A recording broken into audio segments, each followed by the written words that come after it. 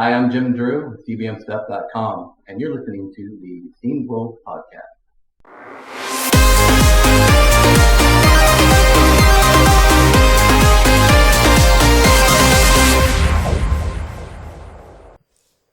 What's up, y'all? It is the Scene World Podcast. My name is AJ, and his name is not AJ. It's Joerg. Yes, it's Joerg. And this is the Scene World Podcast. In a minute, we are talking to our very own Martin Wisniewski, who is an artist and is known for some stuff that does not involve Scene World, and that's what we're going to be talking to him about. Yes, originally he is coming from the NES, and in 2016, as you may remember, we had the problem that we had no 2016, 122 years ago. Or what feels like 122 years ago. thanks to the pandemic. Yeah. Anyway, 4 years ago we had the problem that that all the graphic artists we had up to this day were inactive, and our own only active graphic designer, he just quit overnight. He not only quit SeaWorld, he quit also groups that you were involved in. I think it was Longshot.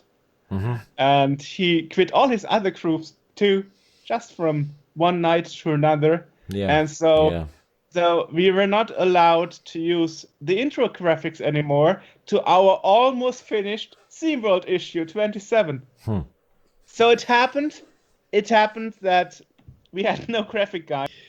So in 2016, when we were at Gamescom, we met Martin, and during a Chinese restaurant meeting of the Retro group, I sat next to him on the table, and we discussed what SeaWorld is about, and if this project is special and crazy enough for him to work with, work for. You held hands and looked in each other's eyes, and not really. And and in this interview, you will hear a lot of other crazy projects he was involved in. He created. He is still creating, so he's a very creative guy. Yes, he is. And which I learned on Gamescom when we actually he and I were having calls almost every day, and I learned a lot about him, and how actually like deep he is into like art and everything, and it surprised me. I didn't realize that about him. It impressed me a lot because he was sharing some of the stuff that he thinks is that he was really into with me, and it was like, wow, this is a lot of there were a couple of bands and some like performance art stuff that I had never seen before. It was I think German, so they don't do English stuff, but still it was stuff I'd never seen before. But it was like wow, this is really fascinating and interesting stuff that he's into, and it's.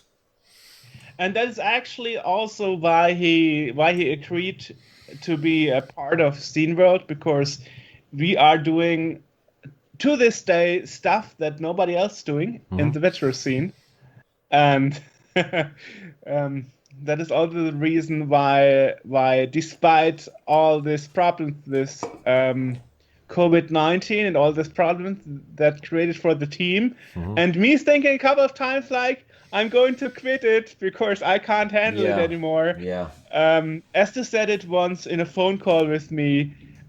We are 3/4 through the puzzle, and we are on the last quarter of that puzzle. Yeah. So we are not going to finish until the fourth quarter of the puzzle is resolved and the puzzle is complete. Yes. So we have a lot of plans for 2021. So hopefully people will enjoy it. Hopefully we make it to 2021 and the world doesn't explode or something.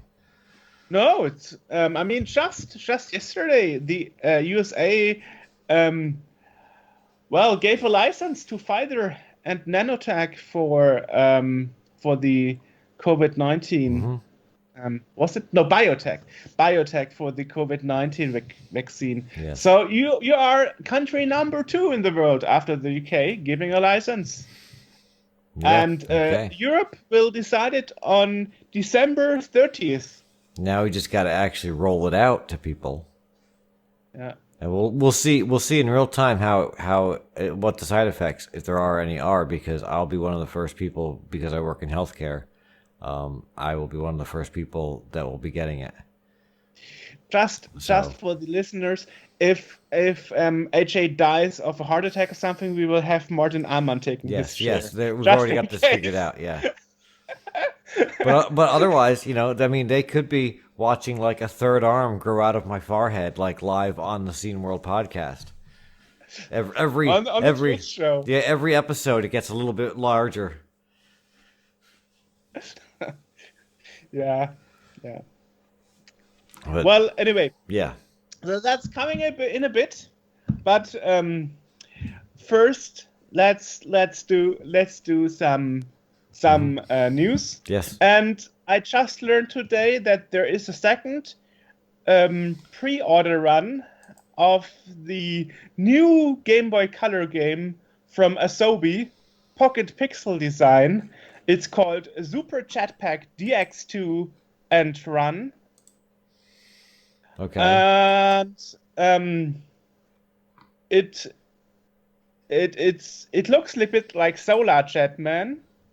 And the second pre-run is open from Friday the 11th of December until the 31st of January 2021. Okay. And then the physical purchase of shipping will start on March the 1st. Okay. So, a new Game Boy Color game. That's something really to look for. Yeah. Fascinating. Yeah, and the other bit of news. Well, hang on. Before you do that, I want to just say that I also have a bit of pre-order stuff. Oh, sure. That a game that is 30 years in the making, Outrage for the Commodore 64, is finally seeing commercial release, and they are taking pre-orders starting on December 14th. Oh, from nice. Protovision and Cytonic Software, I guess, or Cytronic. I'm sorry. Yeah, they are in the UK, and they are usually for the tape releases for stuff and disc releases. Yeah, so it looks like it's a platformer. It's a kind of like a, I don't know. It was originally, they started it. It was started in 1990, and there was an alpha version that was submitted to a competition in 1992, and it was supposed to be published. That was the prize for the contest, was a publishing contract for the game. But right before it was about to be published, the company that ran the contest went out of business. And do we know what company that was? Yes, Boeder. Never heard of that. Boeder. Never heard of that. Yeah, it was run by Boeder and 64 magazine. Oh, okay. So 64 magazine is the German magazine. Yeah, so. yeah. They might still be around, but they're not a publishing house. Whereas I guess Boeder was, and Boeder ceased publication and went under, and the game just became a game that never happened. Wow, nice. But yeah.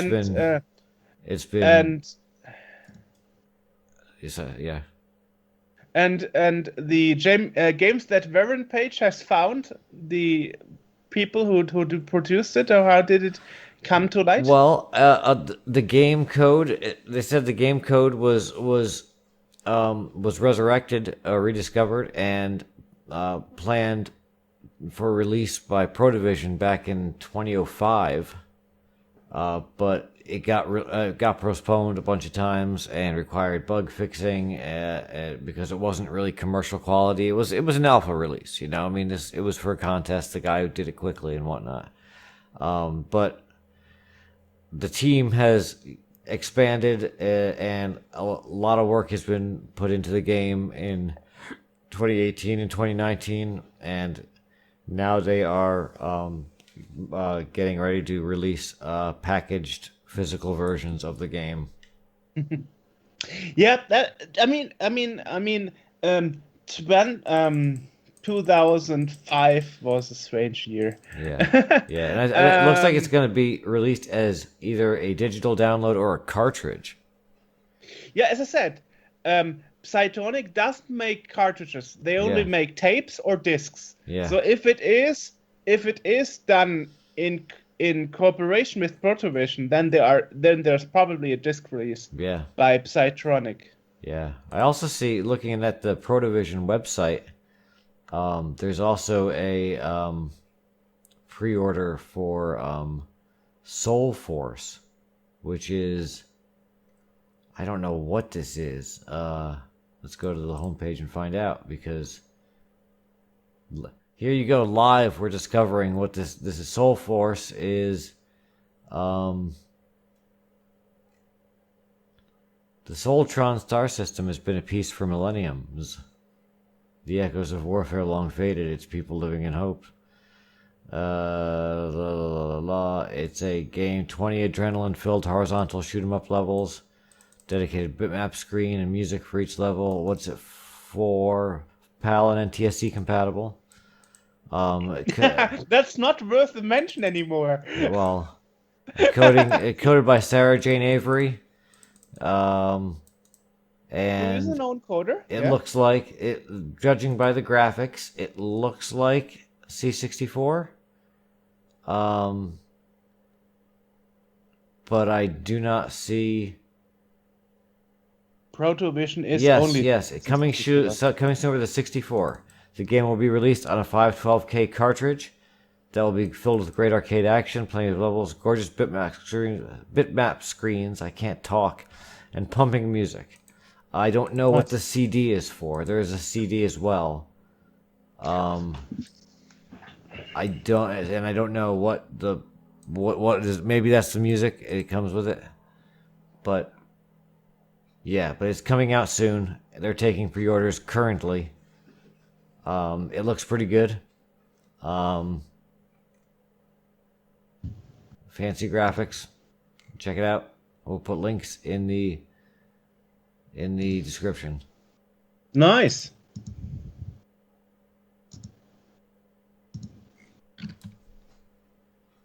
Okay. And now for the news piece everybody's waiting for. Oh, yes. Yes. At the beginning of this year, we talked about the Watermelon Games fiasco.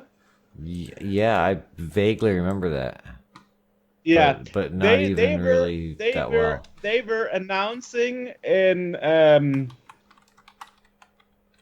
2013 a new brawler for the Mega Drive called Paprium. Yes. And that was supposed to have 44K audio with a special sound chip. You're right. I remember. Into the cartridge. Yes. This was supposed to be one of the biggest games ever with arcade-like Neo Geo graphics. Mm-hmm.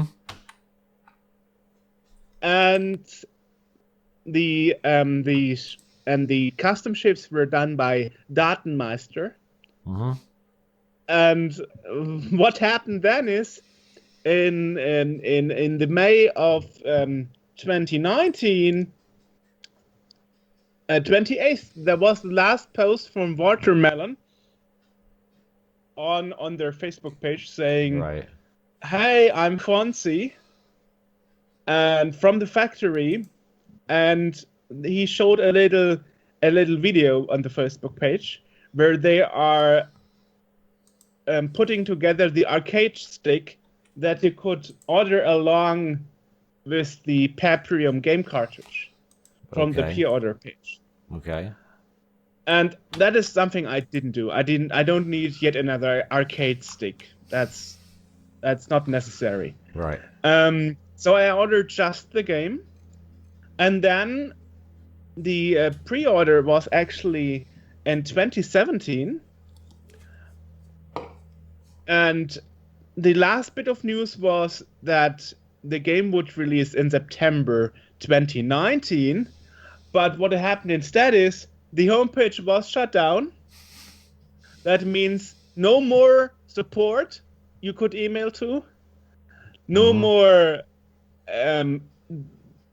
community discussion boards you could access to. The Twitter was disabled. Facebook was no longer updated.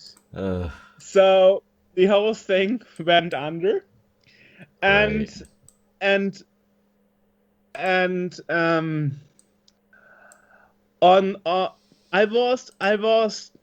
I was 1 day too late for this last update where people could ask questions and get an answer. And I had a ticket. I had the ticket open in 2017 where I asked directly after my order, since the Watermelon Games game factory is actually spread between Hong Kong for production and support. The support team was run by people living in Hong Kong, and the distribution and financial department was in America, and the development group was sitting with the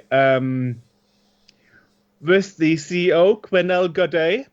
They were sitting in France. So my simple question was, in this support ticket, with the ticket number and all that, I simply asked, so since I'm living in Germany and I don't want to pay customs neither from Hong Kong nor from USA, from which country will you ship? And now, 4 years later, I got a reply to my tickets. To my ticket. And the subject line of this email to my ticket from 4 years ago is Paprium order. Hello, Joerg. I hope you are fine. I've just read your tickets. Thanks for your patience. After 4 years, they read my support ticket. Yeah, That's nice to know. To my understanding, you are afraid about paying customs. Be assured, I have already paid them for you. Game ships shortly from France. Is there anything else you need to know from me? Let me know as soon as possible. P.S. Website is offline, but will be back shortly and you receive an email about it. Thanks again, Watermelon Games. Well, okay. I guess they're back. Yep. Yeah, be interesting to see if it shows up and if you get it. We'll have to do a review of that when it arrives, if it arrives. So, do you also want to know my answer to this? Yes. Hi, Quenelle. That's great news and glad to hear back from you. Looking forward receiving Paprium finally. Thanks. And thanks for sorting out the customs thing in advance for me. Please let me know the tracking number of the parcel, especially now that we are in the pre-Christmas times. Things tend to be hiatus with the postal services. Looking forward to see the homepage back up as well. Be assured I will keep up my words. And you are invited to come to the podcast and talk about all this if you like. Nice. So, will be interesting to see if the game holds up to the surprises, the promises, or if it will be a bad surprise. So, hear it, guys. The game is finished, and it will ship shortly from France. Oh, boy. So, perhaps we will see it before Christmas, if not, perhaps early next year. Yeah, you're gonna need to do an unboxing and like a review and everything of that if you get it, because I mean, this is like 4 years in the waiting. No, actually, it's 8 years. Originally, it was it was announced for August 2013. It was originally a Kickstarter. Oh, And then the money ran out and they did the second crowdfunding on their homepage. Another pre-order. Dang. They called it pre-order in 2017. Hey, Star Citizens did the same thing. So it's not the first time somebody makes more than one crowdfunding campaign.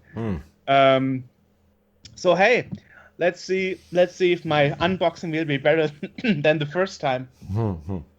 I didn't like my pet phone unboxing, and I felt like I was so bad in this camera stuff that I sent it to you to make the review. And to this day, it's one of our most watched videos, so you did a great job there. Anyway, well, thank you. So guys, you hear it from the Scene World podcast first. Whoever wrote that email from me, it came from the official Watermelon support email. And after 4 years, they answered to my support ticket. Nice. Hey. Yay. Sometimes it takes time. We'll see. Yeah. Because, rumors said, he probably ran away with the money and stuff. Yeah. But hey, I'm giving people chances. This email sounds like the game is ready and will be shipped. Yeah. Whatever shortly means. I hope shortly means before Christmas. Probably. I'm a bit too positive here. Probably means January. Speaking about getting things done before Christmas, we should probably go and talk to Martin. All right. So today we are talking with Martin Wisniewski. Ah, perfect. So, welcome to the podcast. Well, nice being here. Yeah. Again, you have been before with us with the Scotty L. Not. It was the Internet Archive. Yes. Exactly. Yeah. With Jason Scott. Jason Scott. Yeah. Yes. Yeah. On this side of the table. Now Also, you're on the that other side of the table. Yeah. This is quite unusual experience for me as well to sit Yeah. here and get bombed by your questions. Yeah. Actually, we never talked about it. How did you get into computers and all that electronic stuff? Oh yeah. I think I'm quite a generation and I think we will come to this topic a little bit. That is a little bit sometimes people forgot because we are the generation that are not 80s, but also not millennials. We are just right in between. So my first contact to computers were just like in the end of the 80s, mostly beginning of the 90s. It was just like first computer was Commodore 16. Because it was cheap at the supermarket. My parents were thinking, oh well, computers, this is a new shit. Maybe we should get one for the kids. And how old are you, really quick? Just to verify. I'm 41 now. I'm born 78. Yeah. Same as me. Okay. Oh, cool. So But she looks 20 years younger for some reason. We all do. Yeah, this is keeping you young. Yeah, it was more just like, maybe this is just the whole story, maybe in a nutshell. My parents was there in the supermarket. The Commodore 16 was quite cheap, as you maybe know as experts. And they thought, oh, well, computers, this might be the shit of the future. Let's just take it and give it to the kids. And that's the whole story told in the end. Having a home computer, especially Commodore 16 with the super weird colors in the kids' room, were just like everything, turning this machine on, weird colors, weird sounds, computer games. It was just like really boom, mind blowing for me. At least still until today, this was so mind blowing because I always felt like interested in arts, and this was just like the art in digital came into the living room, Right. And after that, then the Amiga came, so as the next computer, and then of course there were discs and there were swapping games at school. Hey, do you have any new games? And then of course there was then also the first contact to the demo scene. Just like we were interested in the games and we get demos for free. And of course the demos, sometimes we just throw in the discs just to watch the demos. And and not playing the games at all, or just like if you remember Trainer, you have a Trainer where you can select unlimited lives, unlimited time, and disable. And the Trainers had especially good music, and we were just like sitting there and listening to the tunes for hours or so. I have a older brother, and we were just like freaking up on this all of the time. It felt just like a totally natural thing to do with computers.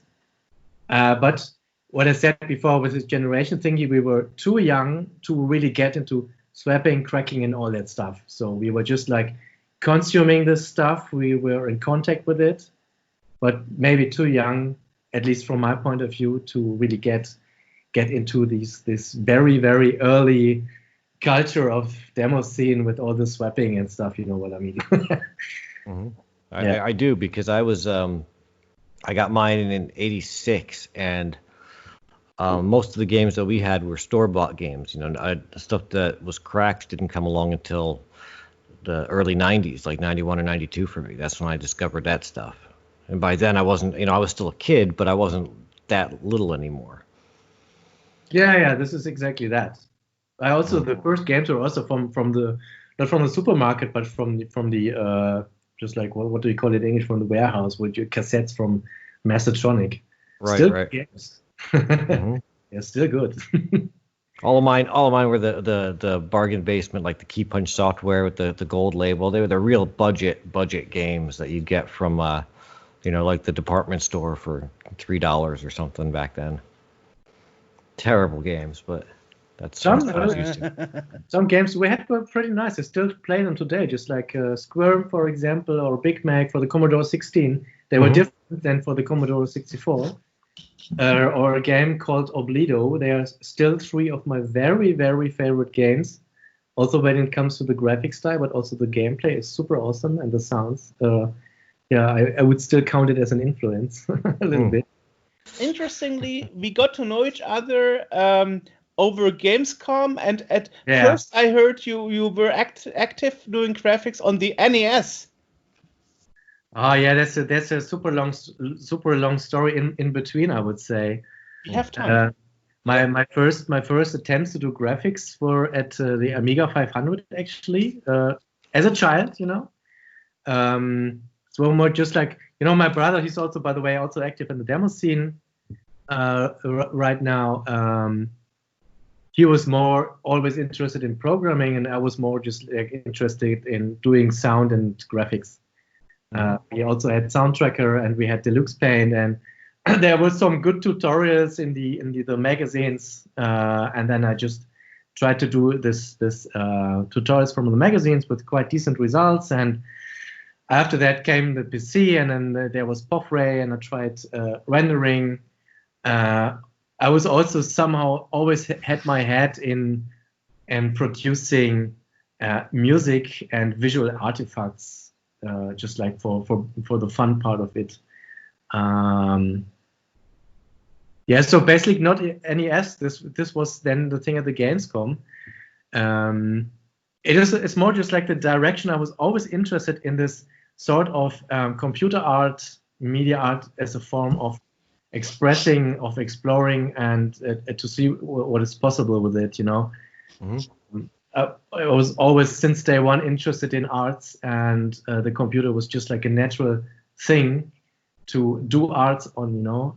It's just like maybe older people will say, well, I don't know, arts is just like painting.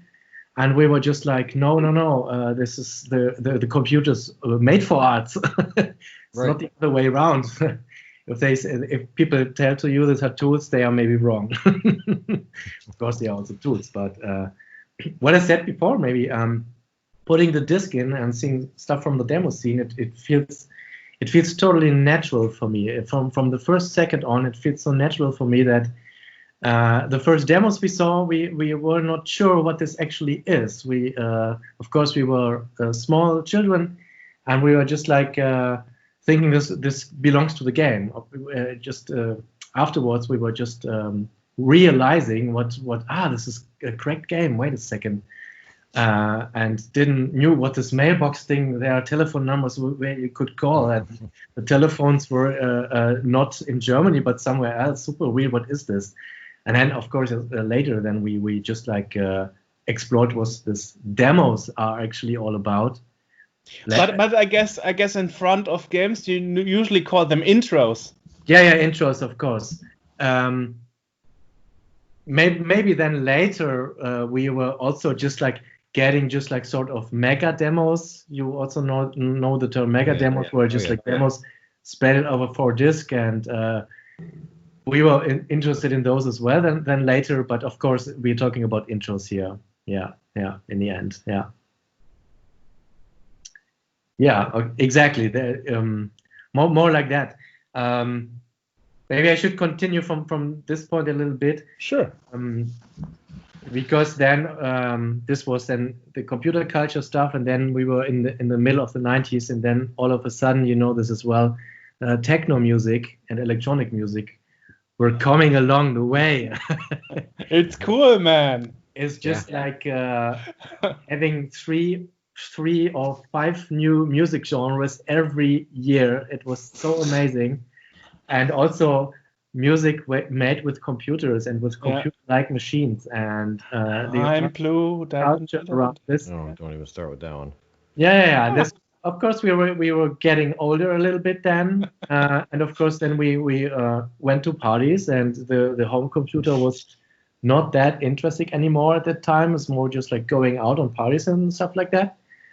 But you know, I think just like a part of a generation that where the dominant idea was just like a utopian positive view on technology. I mean, it began with the home computers, and after then with electronic music, and then the internet came. We will talk about this later. And you know, it's just like a totally different mindset if you look at the media today. I mean, I heard internet is just a hype and has no future. You know, we see it today with all the filter bubbles on Facebook and all the hate speech crimes that are doing online, you know. Yeah, but you know, it's just like it was a very, very different mindset, because also this all love parade thing and techno movement thing were also just like one planet, one future, and we all belong together for the perspective. And then, of course, in the 90s, there were also this thing with all this being with the techno labels, so the people producing records, vinyl techno music, and they also had this very this thing of being independent in releasing music. So doing the stuff on your own. Don't ask for someone for permission. Just do this thing, go out with it, and if you're lucky, you are also having success. And also this mindset, and I mean, the computer culture was similar from the mindset. I just open the computer, I program it, and run it, and there you go. Very, very nice thing to do. And yeah, and this was very, very much the mindset. And then at the end of the 90s, I was finishing my school, and I was just like having a dream of, I want to make a record label, because music was super dominant at the time. And I started making a CDR label, so releasing music on CDs, on self-burn CDs. And this label, it was called Modern Records. Modern Records was the name of the label. Released one album made by me, nothing else.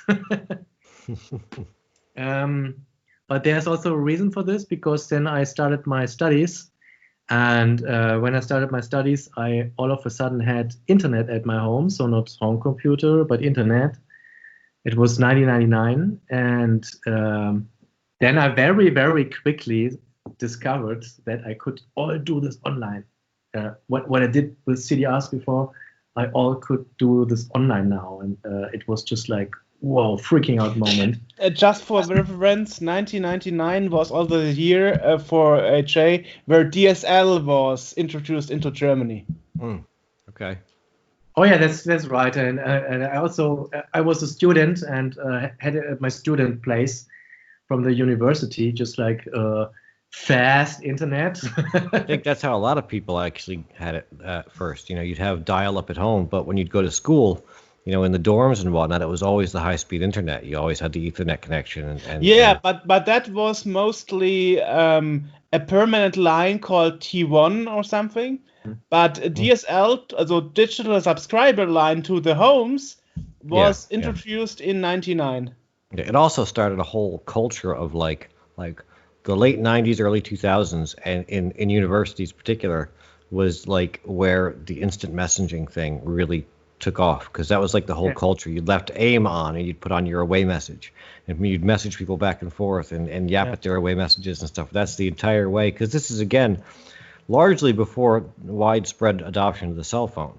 So you're still, you don't have a phone. Your phone is is in your room, and people just leave messages on your instant message. Depends. My family got a mobile phone in the middle of the 90s. Well, yeah, but but this was, you just could make a call and send SMS, and nothing else for the mobile. Exactly. Yeah. And it was not cheap as well. Yeah, that's true. That's Yeah. true. Yeah. That's true. But I'm very glad that you mentioned it with all this messaging. Or you wanted to ask something? Or No, just go on. Oh, good. Very glad that you mentioned it, because this was then just like the next wave of technology awesome coming along.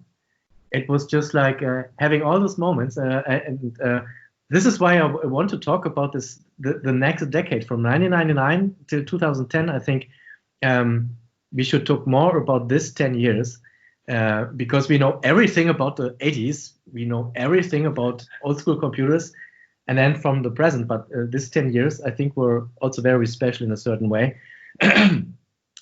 Because we all had this wow, how awesome moment, how awesome is this moment, just like installing instant messenger. It was ICQ at this time, and then all these moments, just like we were in the student storm, and we had some student storm chats room, and then meeting people online first before you meet them in person. Yes. It was not possible before, and it was just like okay, we are chatting for 3 days, and now let's meet in real.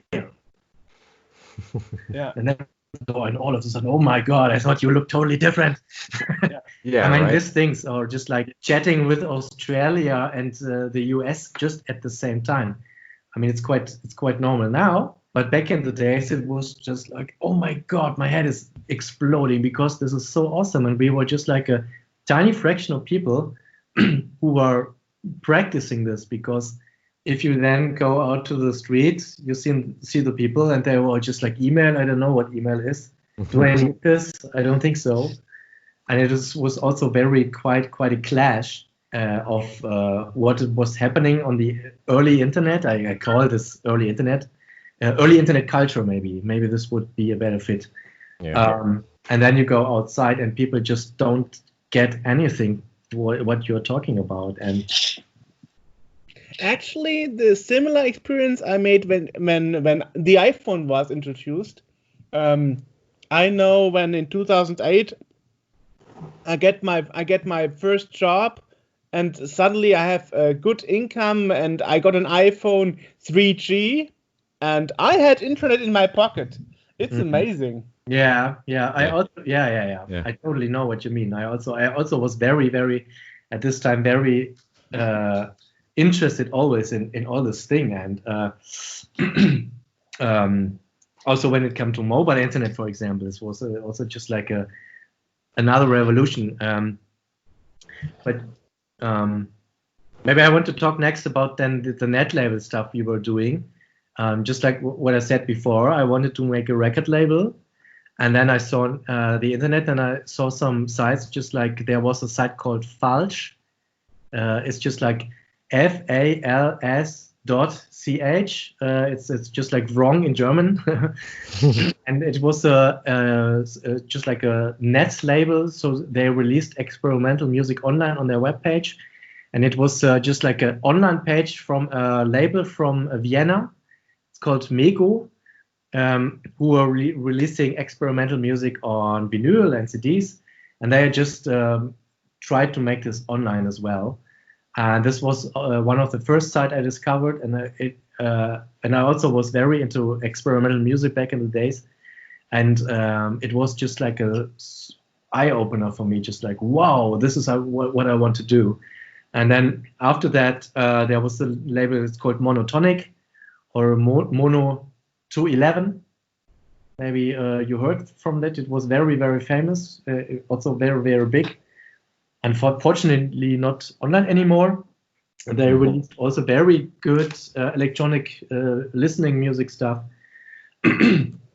Yeah, and then I thought I want to do the same. And then I also started what is now known as a net label. So people who release music online, just like a record label do, but just put MP3s onto the net. And the funny thing is that we didn't even knew, are we allowed to do this? How is it legally? I mean, we were young. We were just like, I mean some other colleagues who were doing the same stuff. I will talk about this in a minute. We were just like, I don't know. We were young. We were not experts in the legal side of this thing. We were just like, can we put this online video? No, we just do it. Right. Yeah. And yeah, and I think we were at this time there were just like a small collective of people who were doing the same practice. So there were just like maybe 10 or 20 net labels. It's interesting that you say it like that because when we were talking to Randy Farmer yesterday, he was saying that one of the reasons that he did as much as he did was because of the fact that there was nobody there telling them that this was impossible. Yeah. So they didn't know that that this couldn't be done, so they did it. Yeah, it was maybe there might be a little risk involved, because this is also another very interesting thing, I guess, about this decade, because if you go online today, you have a tutorial for really anything. Anything, there are tutorials. Back in the days, we were start producing music with music software, and the people were just like, no, you can't produce music with software. This is evil. This is not music. And of course, there were no tutorials. So we were just like, really just like, did everything by trial and error. Releasing music, put it onto the web, how to produce the music. If I listen now to some of the old releases, they were just like, they were of good musical quality, but the production value is just like horrible, because we don't know how to master. We didn't have the equipment. We just, we don't know how to use an equalizer. And this is also very, very special about this years, because the old world didn't accept this and was not interested. And the new world was not there. Where is it now? Just like have everything online, or just like downloading MP3s took 3 hours, and then you have 3 minutes of music or something. Yeah, and then I don't know how exactly I met online Dirk Moorschall. He is known as Innenace. He's famously known for the net label subsource.de. It was one of the most famous net labels, I guess, from this time. And we were becoming really close online friends. And we were just like pushing each other. I made the net label 2063 music, by the way. So 2063music.de. With a focus on ambient experimental music. As the same did Dirk Moorschall with Subsource, with more just like dub techno and also ambient stuff. And we were just like we were hanging together just like online on ICQ, just like every evening, and talking about all these things, and we're just like pushing each other and debating many things. And we also founded 2 net labels together, that is Octagon.net and Nubiproof.net. So in total, we together made 4 net labels with very good releases. And then Dirk Moorschall came up with the idea. I don't know, maybe no. Dirk Moorschall then came up with the idea. not mix all the music together and make some sort of DJ mixes only with this MP3s that are released online. And of course, back at the days, Traktor, so the music tool that every DJ on stage is now using Traktor if they're not mixing with turntables. So if they use software, everyone of course uses this Traktor from Native Instruments. And Traktor at this time was just like quite fresh product.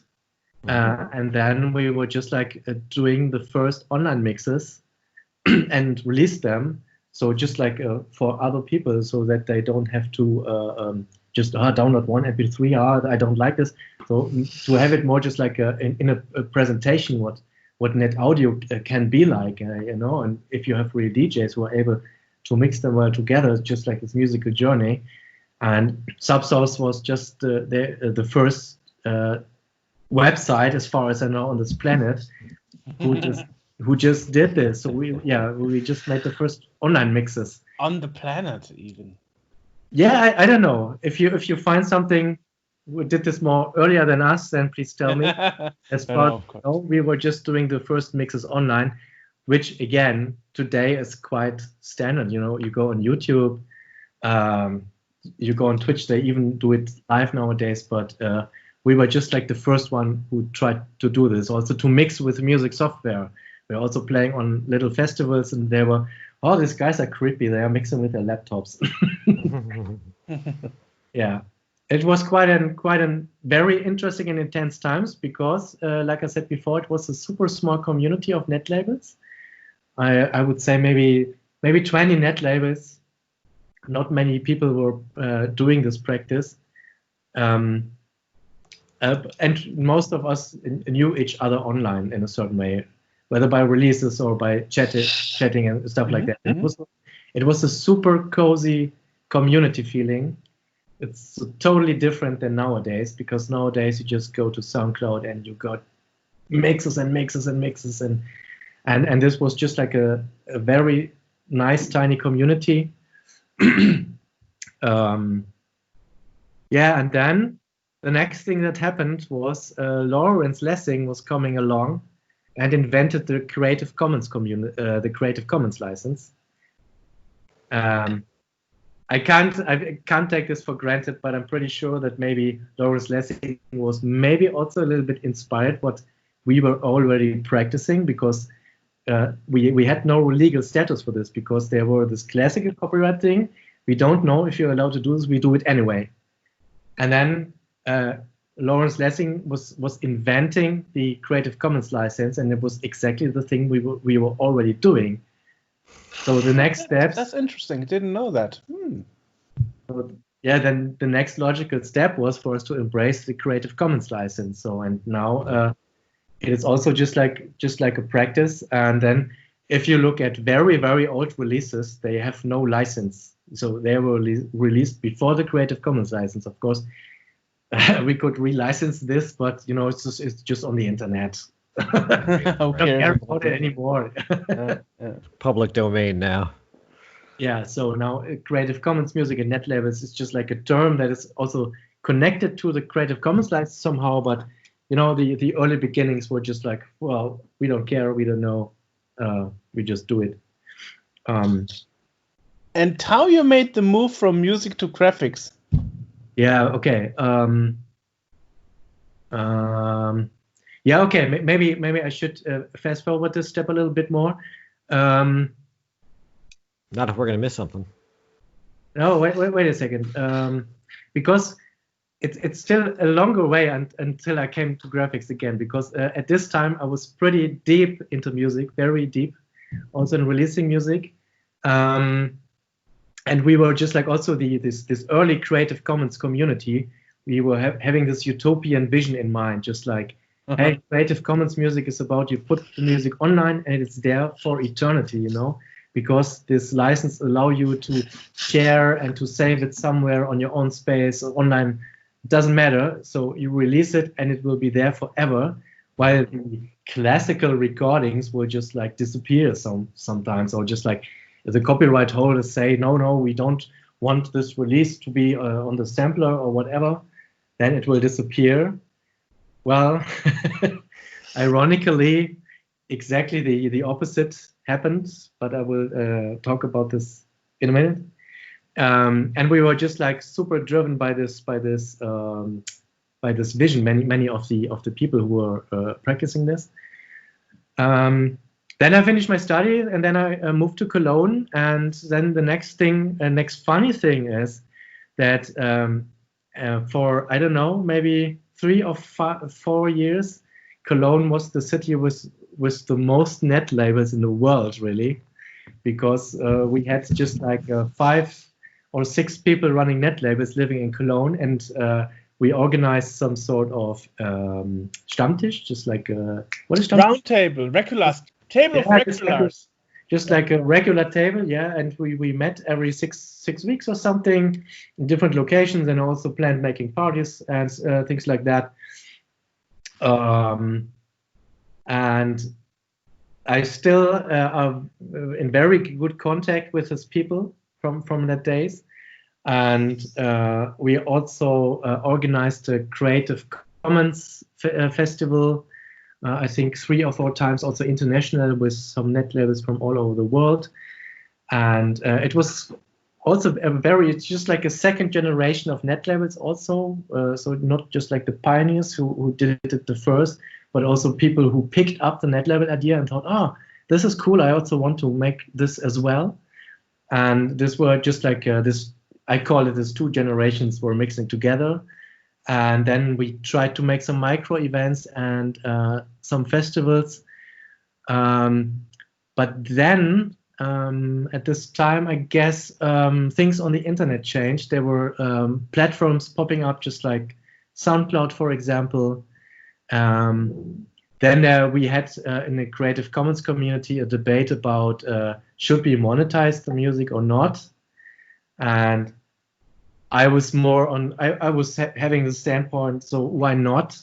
I mean, if you can also make money with it, why not? But from my gut feeling, I would say 80% were just like more having some sort of anti-capitalistic mindset, and free things should stay free. And of course, we are not just like being that experienced with developing web. On this side, nothing happens, and then this Creative Commons positive vision, utopian feeling, some were stopped. Also, many people were running net labels when they were studying, and then of course they had jobs, and then they had families, and then they had no times for doing the net labels again, and then many of the sites not only stopped operating, but then they just disappeared. Just like, oh, I don't pay for the web space anymore, and then boom, it just disappeared. And if there was not archive.org, where many of the net label music was hosted, then even the music would disappear. So this is what I told before. This is the ironic side of it. This utopian of, hey, we put it on the web and it's Creative Commons and it's there for eternity. Then turned to the opposite, where all the music just disappeared because nobody cared about it. Right. And that is why you had this long discussion with Jason Scott when we interviewed him, when he started with Netlabel, and you were like, yeah, I know.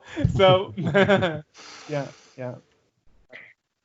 This is and this is also because this is a topic I'm also very interested in, how to archive your own culture, because this is super important, because I myself just what is the English word? I just experienced how a culture that you took for granted just almost completely disappeared. I would say 90% of the websites of the old net labels, they are just gone. Even this label I mentioned before, Monotonic or Mono 211, where Simon Carlos, who also worked at Archive.org, by the way, I think he is also responsible for opening Archive.org for the net labels. Even Simon Carlos? Yes. That was I am aware of him because my very first handle in the scene was Uzzy, and it was the exact same. He had the exact same handle, and that drove me nuts that some English guy had the exact same handle as me. Never spoke to him. he changed his handle. I don't know if it's because of me. I hope not. But I also changed mine. So now nobody's Uzzy. Yeah, I think he's also very important. Maybe also worth for an interview, by the way.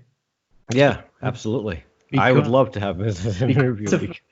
He made this monotonic, very, very famous Netlabel back in the days with very good releases.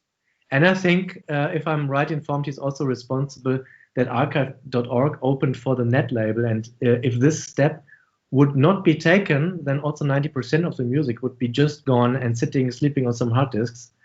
So we still have the music because of archive.org. The Netlabels we are doing, so Dirk and I, we are still paying the web space. So our Netlabels are still online with the original design and everything, because we think this is important. This is also just like about cultural heritage. It's good to have it, but just like I said before, 90% is gone. And so I experienced this for myself, that if nobody cares, then the things are just disappearing.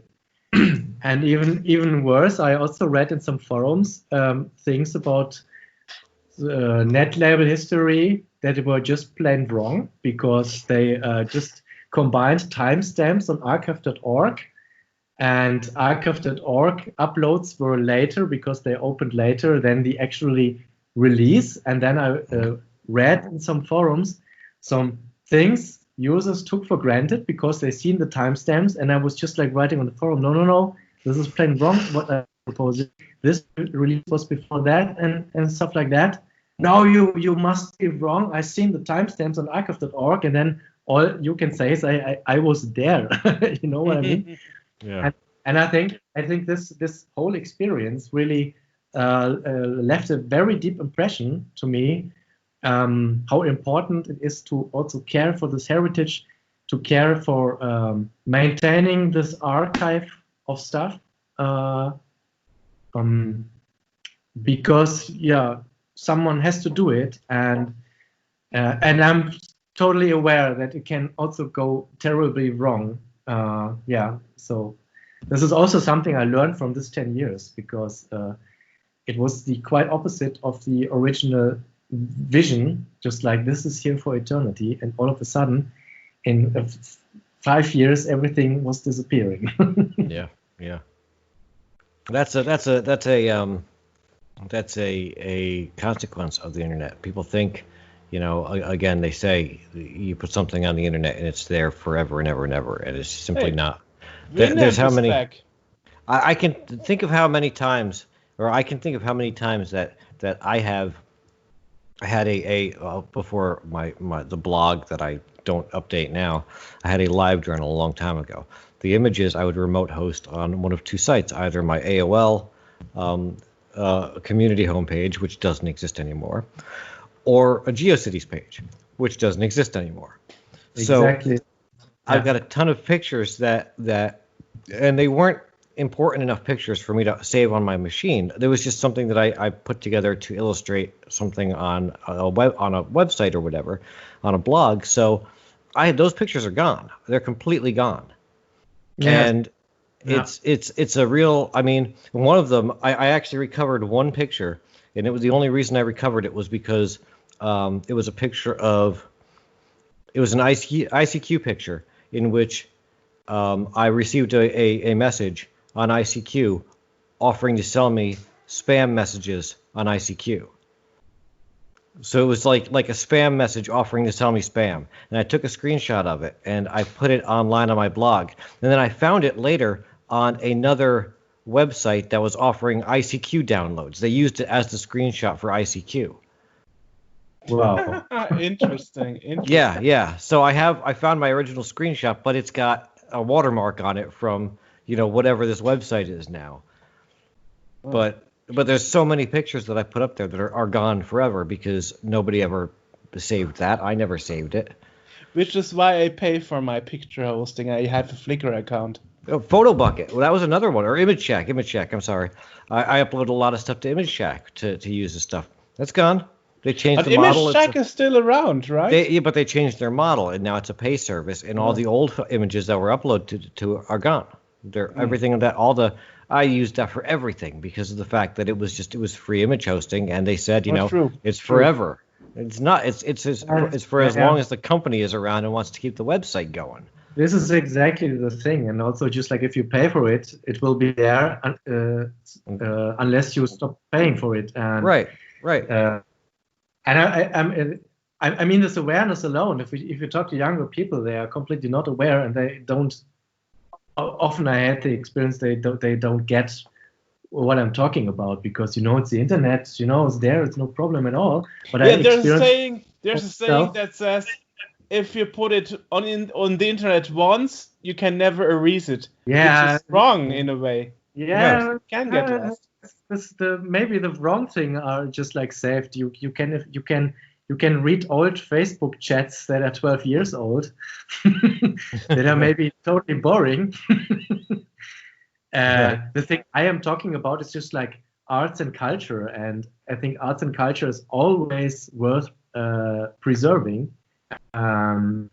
It's maybe also something at private pictures, but if I release something as art into the web, then I think it's worth getting preserved because you want to get back to it 15 years later or 20 years later. I don't know. That is why we mirror our stuff on archive. So this podcast episode will never get lost, hopefully. I mean, there's a lot of thing to this. Just like, for example, if you read about Napster or SourceSeek or first file sharing, then you maybe get 1 or 2 screenshots. You don't get the whole experience. I think this is a general problem, and I also just one of the reasons why I appreciate, because the demo scene, for example, they are pretty good in documenting and archiving its own culture, and I think there are not many cultures who actually practicing this. I think the demo scene is there really standing there all alone. But we are still waiting for AJ's NTC CSDB uploads. But I got his his access to his account back. Yes, I have access back. Yes. So now you promised me as soon as you have the access back. Well, actually, I think we should give credit to the person who fought to get it back. Yes, Bug Jam. So, but yes, I will. What I'm doing actually is all those old RPG pages that have never been released and are archived. I'm actually going to do them as a release. I'm going to release them as a even better together, like the RPG B-sides. Even better. So they will come out. I'm just got to clean them up a little bit. It's interesting. We invited you to talk about graphics, and for 1 hour we talked about music. Dude, and this is what the point of the podcast is, because this is something I didn't even know about you. Well, I knew about the graphics. Yeah. I knew about it because Martin was telling me about it 2 years ago. Right. When I was at his home being hosted for Gamescom. Right. And he told me he told me about it. So yeah, it's quite a long story, I'm a guy who was always doing shitloads of stuff, and yeah, this is something that is really important for me because, just like I said, it's just like a decade that is just like very present. But I think this decade is also very interesting to look at because what I said before, maybe not maybe, but the practice of Creative Commons was invented at this time, and people were just like, we were just like going outside, and the classical press were just ignoring us because, hey, why should we write about your music? You don't earn money with that. They were ignoring us, and other people on the streets were just like, who wants to listen to music on a computer? It was in a certain way, a totally weird time, and we were just like the positive technology people. This is the future, and now we do it. Yeah, right. Now we do it. Music will be wireless. Yeah, well, I mean, so much of this stuff. I was a graphics guy, and people always said, the machine. Why do you still keep the machine laying around? Why do you still have it hooked up? Because it's a tool. People create artwork with stuff. People create music. People do different things. And whether you're using a paintbrush or colored pencils or finger paints or whatever. The tool that you use to do it is how you, and this is the tool that I use to do stuff, coding and graphics and whatever. I'm not, my musical expertise is non-existent. You don't want to hear the music that I've tried to make. But I mean, the stuff that you do is it's just a tool that gets me there. And so many people were like, well, that's not real artwork because it's on a computer. And while you could argue that the stuff I do is not artwork because I'm not really very good, there are people that, I mean, some of the graphics that I've seen on the C64 are mind-blowing. And I would absolutely call that artwork. Someone laid each one of those pixels manually on that screen and made this thing that looks like, a galaxy or something. And it's so intricate and amazing that, don't tell me that's not artwork because that's nonsense. Mm. Yeah, true. And the fact that it can get lost because of the fact that no one even cares enough to bother archiving or to bother doing anything with it. Yeah. So So I think it's just like we said. I took this away from the podcast we had with Jason Scott from Archive.org because he said, be a chronist if you are at a place where you see this should be preserved and nobody else is doing it. So then be you the one to start this, because people are just what I said. They are not aware. They are just like tinkering around. But maybe you see it from a different perspective and see, hey, this is very interesting. So right. Yeah. Yeah. Okay. But let's continue with the story. Then this was then the all music thing, and it was then also the time where the music industry was suing everything, and file sharing was a big topic, and all this thing, and then all the net labels were just like Metallica. Yeah, Metallica was quite before that. But then also the net label died, and so somehow things were changing. Then also Web 2.0 were coming along with all the service popping up, or you could upload this on SoundCloud. Then later Bandcamp came. Mm-hmm. I thought the net labels should evolve into something like Bandcamp, but I don't know, it was somehow not possible because maybe just like the anti-capitalistic mindset and also not experienced web developers. But I think what Bandcamp is now, it's really just like carrying what the net labels were from 1999 to 2010. It's just like being an independent, release your music, you can do it for free, you can earn money, you know what I mean? I think right. What Bandcamp is right now is just like having the same spirit or similar spirit that the net labels had in what I call the decade. But somehow I lost interest in releasing music online, and of course this was also the time where I just like starting to work and had to earn money and stuff like that. And then I was working as an online journalist for 2 years.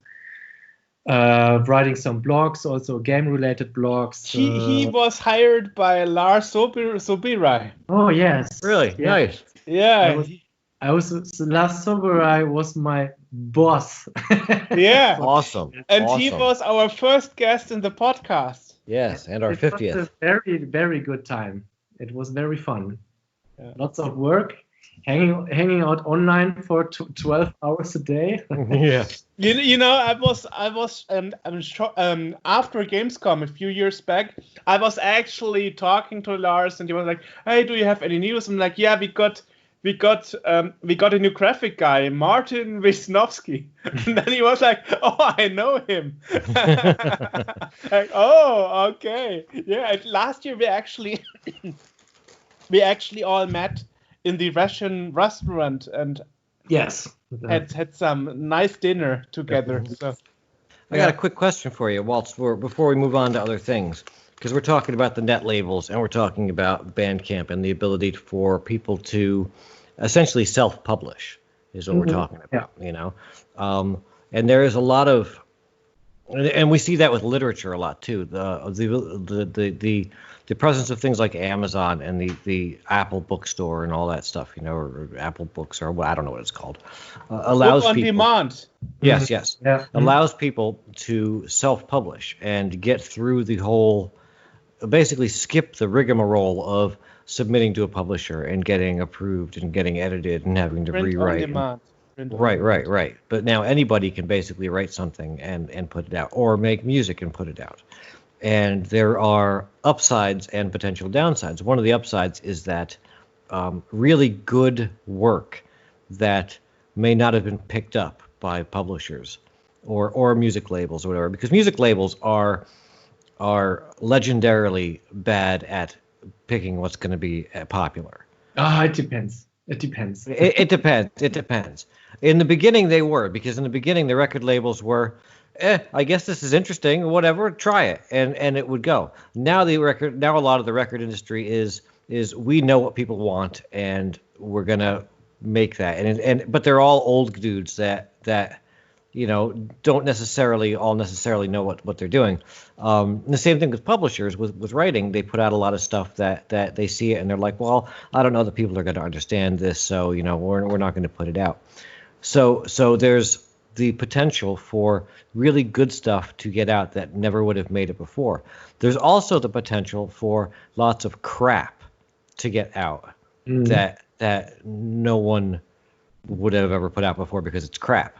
So where do you fall on like do you think it's a good thing? Do you think that the potential for a lot of crap to be put out along with some small amount of good things? I think the world has just fundamentally changed on this point. I think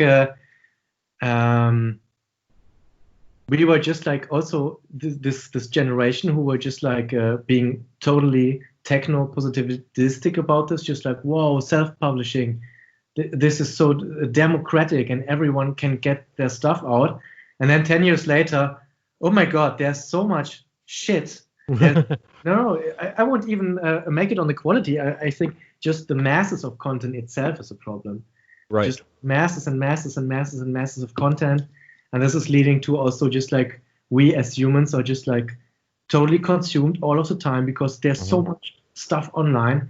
I mean, this is what I mean with the world has changed. Meanwhile we're getting used to it. And of course there are new phenomena then spreading around, just like influencers or just like people who are doing pumping up YouTube channels with 5 million followers and stuff like that. And I think this is all a result of it. So it's just like this influencer stuff, for example, is just like a reinvention of this old publisher. Right, right. Some releasing good stuff, some releasing crap. You mean it's hopefully we're on the good side. I think like the world has changed because this goes for everything, for every sort of content, and we just learned to deal with it a little bit, and also just like mechanisms, just like pre-selecting things or bundles or votings, competitions. Yeah, so I think in the end it's good or bad. I don't know.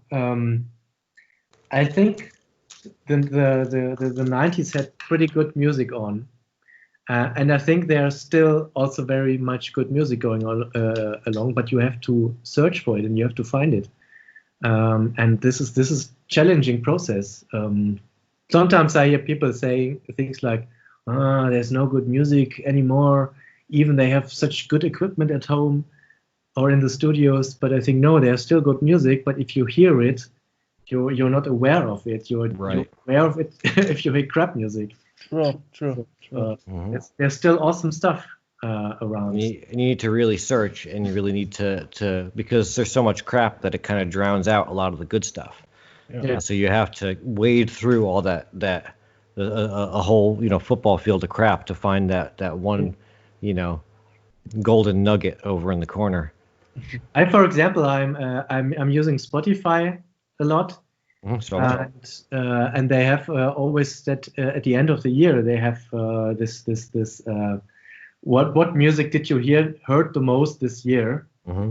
And I'm sometimes surprised how hardcore I listen to some sort of music. I'm just like, oh whoa, I listened to this band so many times. Oh, I didn't knew that because it was different in my perception. You know? We are also on Spotify, by the way, as a podcast. Oh, by the way, there's also Scene World on Spotify. So maybe you listen to this on Spotify. We're everywhere. Yeah, but sometimes I have some friends, for example, they are also releasing music and are DJs, and I'm a big fan of them because they are really good. And sometimes I'm a little bit frustrated because they could deserve much more airplay, I would say. Yeah, I don't know. Don't let us get into how much times I had to try getting us on Spotify. Like 5 times I tried, or 6 times. Like, But we're there now. Yeah. It took a long while. What stopped them from adding us originally? They had a policy. You had to fill a manual Google form, and they wouldn't tell you why you are not added. They wouldn't just add you. And then they changed policy, like we are adding everybody except if you violate our policy, you know, like swear words or whatsoever. So suddenly we were like in. And at some point, there's lots of podcasts that have swear words. Yeah, God damn it. Yeah, sure. Yeah. Anyway, AJ interrupted you. You wanted to start why you moved to graphics. Okay, yes. That was then the time, you know, it was all Web 2.0 coming along, and Twitter and Facebook and all of the stuff. And I was working as an online journalist, and then I thought maybe I should change my profession more into web development, because just like I said before, I did web development just from the first day since 1999, and then I learned a little bit more deeper all these things. So I changed my profession into web development, and I was just like being disconnected to all this online nerdy culture thing a little bit. You know, I wrote before that about game design and games a lot, and then where to start? Then I was joining here in Cologne. It was the Cologne Game Lab. You can study game design there, and it was very, very fresh, and there were not many institutions like this in Germany. Cologne was one of the first who were doing this, and they were hosting a global game jam. I guess you know Global Game Jam. And I was attending the first Global Game Jam there, and it was just like, for me again, just like mind-blowing. Oh, this game design community is so awesome. Just like, because totally a little bit different mindset than people who making music, at least back in the days. And I felt totally welcome and felt totally at home. And then I was all of a sudden totally interested in making games, starting with games at home computers. Yes, and what are I doing? I was very in very different cultural activities in Cologne back in the time, because there was also we founded also a makerspace called the Ding Fabric. So the fabric to produce things. Makerspace, Fab Lab, and I was also very involved into these things for 5 years. And we put up a makerspace, and we had to move the makerspace for 2 times for several reasons. And it was also very, very time consuming. So it was an awesome time, also very creative space. But then I for myself figured out that I'm not into making things. I'm just a digital guy. And so I just more or less left this makerspace. I just stopped the activities with wood. Wood? Oh. Yeah, you know, makerspace with laser cutters and wood. Yeah, and, you know, physical stuff. Also Arduino and things like that. And because I figured out for myself, I'm just a digital nerd. I have to put my head around digital stuff again. And at this time, I also was very, very familiar with the demoscene parties, because I also attended demoscene parties, Evoke and stuff like that.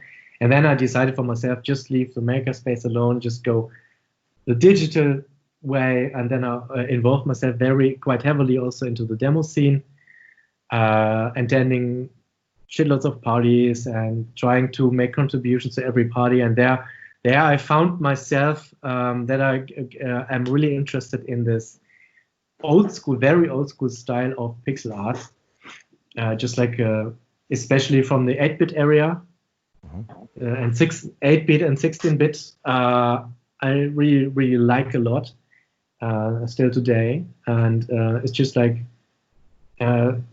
closing the circuit, C64 from the childhood, and now doing this. Yeah.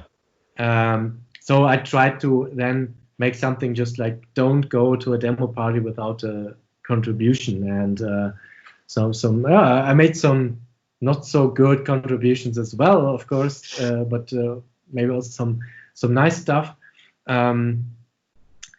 So this is why and this was also more or less the time, Joerg, where we were met at Gamescom. Yeah.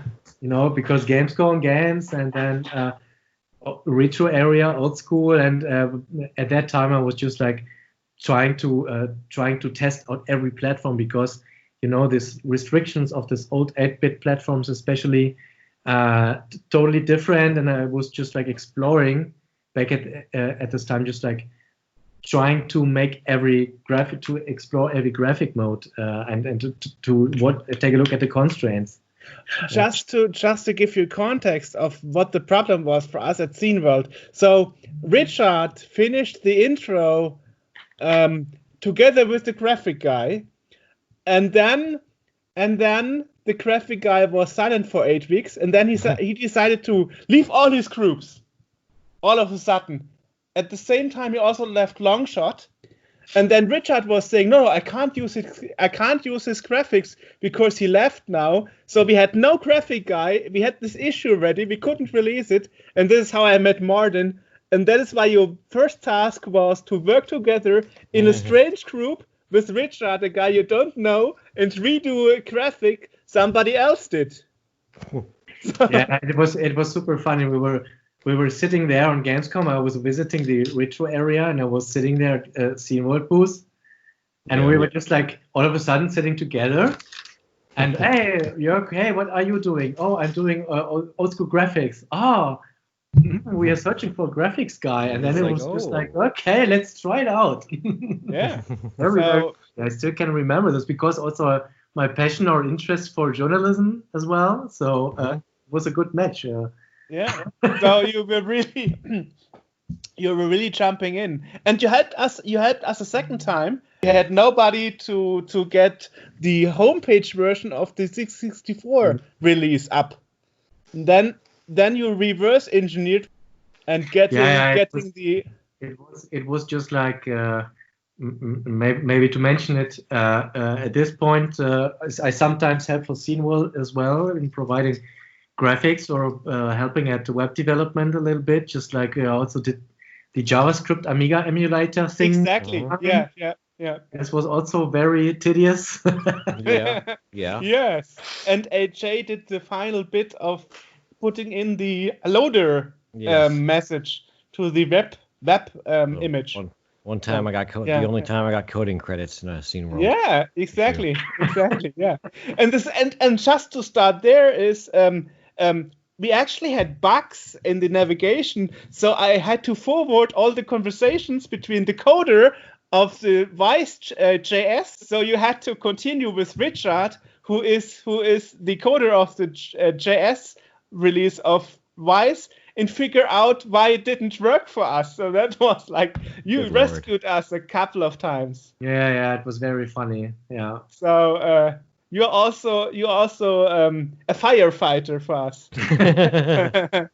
or last year, we're one day before Gamescom, we were sitting in a Skype call, all four of us, and releasing together the magazine. Yeah, that's fun. So like, ooh. Throwing it together just like a soup. Yeah. And you also had with the Amiga emulator interface, the backdrop and getting it on the homepage. Yeah. Yep. And but the most interesting thing is, and that is why I actually said to AJ we want to talk to you, is you're also doing this pixel graphics you mentioned in public. Yeah, exactly. Now finally we go down this road. Yeah. Just like I mentioned before with this makerspace Dingfabrik, this makerspace. I was working a lot together with Alexander Speckmann, and we were exploring new technology and just like see what the artistic value can be of it.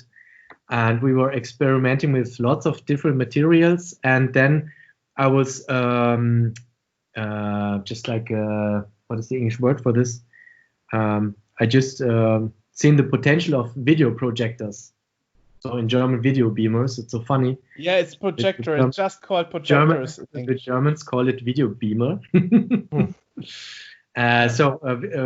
make interesting stuff with the video projector, it was the very early days again of projection mapping. So projection mapping, you project it on a surface, right? And you warp it so it looks like a second skin on an object. Mm-hmm. And we were experimenting a lot with that, also at a time where nobody was talking about this. I mean, meanwhile, it's popular with all these big facade mappings and stuff like that. Doesn't exist at that time, and also very few tools. We in parts programmed our own tools, and that was interesting. We tried big things, we tried small things, we tried things in the public space. I could provide you pictures. Sure. That's why we do a video podcast here. Put it up. Send it to us via email or something, or WhatsApp or whatever. Maybe later, maybe. Sure. You get mounted in somewhere. Sure. I did something. I called this the Summer of White Beaming. It was very, very fun. I just projected into the public space. It was the summer where the football championship was going along, and everyone was consumed in front of the TV, so nobody could feel disturbed by it. And then I was always going to friends, hey, I would come over to watch soccer, a world championship, but only if I can project outside of your window. And then many people, I don't know what the neighbors will talk. Well, let's do it anyway. And it was super fun. And we also made some intervention in the public space where we get some power by a long cable, and then put the beamers in, and then make just like tiny events project into public space. And it was visually very, very awesome. Yeah. So that is why there are extension cords. That is why there are extension cords to get electricity for weird projects. It was super funny. We had some event with some neighbors. We had some sort of neighborship thingy going on here, and it was just like it was in December, so it gets dark early, and then we were asking the hotel, hey, can we just plug this in and then from the window to the bottom, and then put the video projector there, and then project it on a just like a public stairway, and then we projected there, and also made a music performance there for about 1 hour, and this was super fun. And we, once again, are we allowed to do this? We don't know. Maybe not. Right. Right. It was visually super, super pleasing for the eye. And I made projects like this for several years. Yeah, exactly. Yeah. Also developed a very minimalistic style with just like decent patterns going along, while the whole scene then with people who do video projections were just like more is more, and blinking and shaking and everything, and I will be just more like getting back to minimalism style, just like make just a decent but projected directly on the architecture, so maybe that you don't see it on the first sight, but at the second look, hey, wait a second, what is this? There's some stripes going along there, just like stuff like that. Right. And I know because you sent me some pictures. You put in the Corona times, so right now you put your pixel graphics on some advertisement pillars in space. Yes, Right? I will come In space? Yeah, I come to this In public space. I want Oh, to say. public space, not Yeah, in space. Not in. This is a current art project. Okay. Maybe I will talk about this in 1 minute Sure. because I'm still interested in the public space. I made a lot of these video projection projects, but I was a little bit frustrated that they are just last for 1 or 2 hours or days. Very, very temporary thing, and but still shitloads of work. And then I was thinking more just like making prints or making pictures, because you can put them on the wall and then they have a presence that they last, even for months and years. That's why I started last year to make this pixel art thingy going on with pictures. And here in Cologne it's an art competition where they have advertising pillars, that old advertising pillars, and they went to the city, and the city makes art. What is Ausschreibung called? Just like an art competition every year. Can we explain what an advertising pillar is? Because that's not something that is a thing usually in the U.S. anyway. I mean, I sent you a photo. Yes, you sent me a photo. Can we just explain what they are? Yeah, it's just like, you have in the public space, there are pillars standing around, and then you have advertising posters all around. Okay. I don't know how actually really it is in the US. You have maybe this billboard small. Yeah, we have billboards, and they'll stick them on we'll have signs, and like bus stops, they stick them on the sides there and whatnot. I mean, there's advertisements everywhere, but I've never actually seen them in pillar form. That's an interesting concept. They're popular in Germany, so we still have just like modern pillars where they also rotate and things like that. And the old pillars, some of the old pillars are not that popular anymore, and then they gave it back to the city, and then now we make art projects on it. And there was then the competition, and I was just like, I was back at this time also thinking about making an art project to make pixel art on advertising space, some just like crowdfunded similar stuff. But then I dropped this project for some reasons, and then I saw this competition, and then I was thinking, this is the opportunity to have pixel art in public space in Cologne, just like exactly the thing I wanted. Right. And then I wrote a proposal, and I also wrapped some sort of urban game around it that you play with a mobile phone. And this project started exactly 10 days ago. So if you're running around in Cologne, you will see this pixel art I made in the public space. So I'm very, very happy about this. So interesting. USA doesn't have advertising pillars, or maybe too old. Not in pillar form, but we've got advertisements everywhere, but just not in the form of a pillar like that. Oh, interesting. I didn't know that. Interesting detail. Yeah. And Ausschreibung is, by the way, tender offer. Just look it up in the dictionary. Tender offer, yeah. Okay. Let me turn the fan on really quick before we continue, because I'm getting warm down here. Martin already has fans. Me, for example. Yeah. Thank you. AJ needs to turn his fans on first. Interesting, Martin, that you say that it's used for art projects. Here in Mannheim, the advertising pillars are just used like normal. It's quite a new thing. There's also a similar project in Berlin.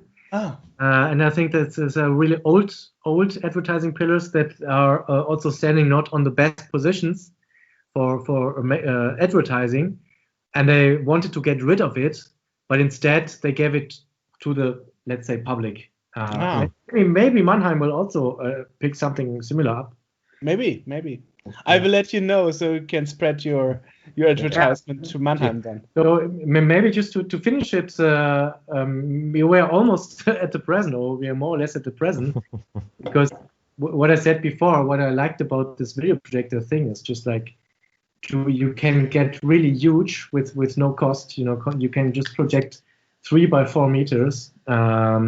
And I like it when the things are getting big, or even if you're on a demo scene party, you have the big screen that is really, really big. Right. And I like this a lot. And also try to make now pixel art images. I also work currently with a gallery here in Cologne, where I also making pictures for exhibitions, also trying to make it big. And that I would want to continue that path a little bit. I don't know where it will take me. But one thing before you continue with that, just one question. Yeah. This urban, you mentioned urban games before. Maybe Yeah. you should tell people what that is, because you mentioned it. Is it more like treasure hunting, or what is that? This thing. So the theme of this advertising pillar, it's called Cologne Mine. It's just like a part of my proposal was to interpret this network of advertising pillars, and I wrapped some sort of mobile game around it. It's called Cologne Mine. You can just put in the URL or scan the code, QR code on it, and then you're directly connected to the game, where you can. It's a little bit just like, imagine it a little bit just like a Pokemon Go, but in an open world style, you know. Just like you can walk around, and you get credits by walking around, and with these credits you can produce things, and you can put up these things you produce in the public space, and other people can pick it up there, but they have to be there physically, and you have some sort of trade mechanism in the game, and this is just currently running. It's play.cologne-mine.de. So the game is currently running the first 10 days, and I'm every day I just like programming on it a little bit more to enhance the player experience, and maybe add some more just like tiny missions that you can do there in this virtual game world. Yeah, so and then we will see where it will develop. It's quite. I remember you told me about this idea 2 years ago, and you said you will ask, maybe you can get a discount on the advertisement pillars.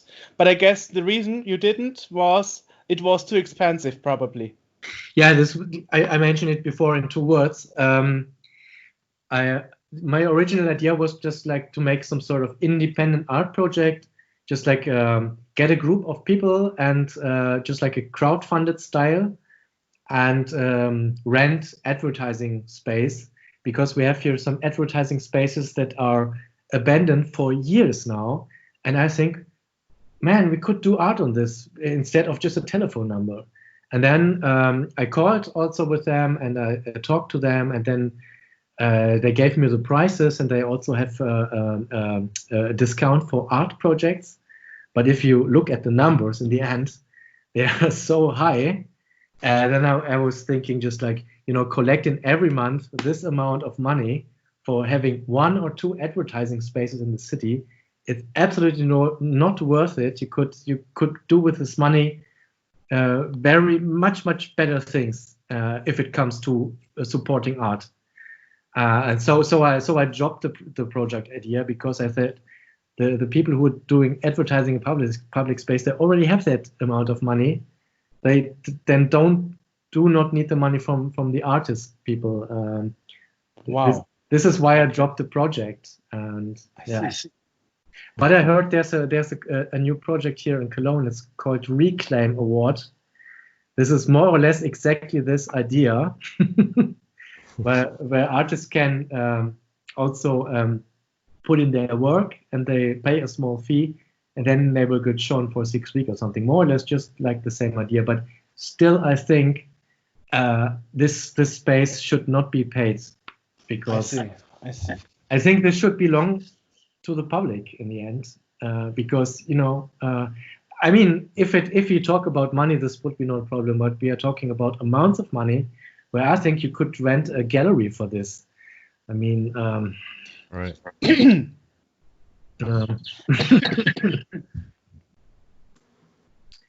Yeah, but this is why I got very interested about this advertising pillar project. Of course, yeah, and yeah, you could drive through Cologne with a bicycle and look at them. I think they will last for 5 weeks from now. And after that, it will go. So, this project will continue until 2029. So then other artists will do Very interesting. Very interesting. But, That's awesome. yeah, but the pixel art is very, very visually strong. That's true. That's true. It's right from a wide distance. That's a nice thing about it. Yeah, you do have a unique. Your pixel art, particularly, is unique in its style. I think among C64 artists, and I recommend people go and check out. You have an Instagram and stuff with a lot of the stuff on it. You also do. You're not limited to just that machine either. You also do. I see a lot of stuff done on the Pico 8.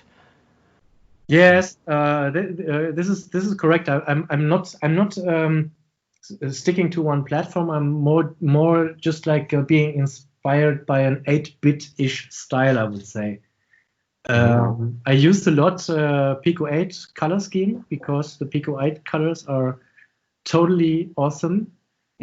I'm not sure about the C64. Well, it depends who you ask. There are people who say Yes, I this know. color palette is better than the other one, and which one is more original. And then there are different revisions of the WIG chip.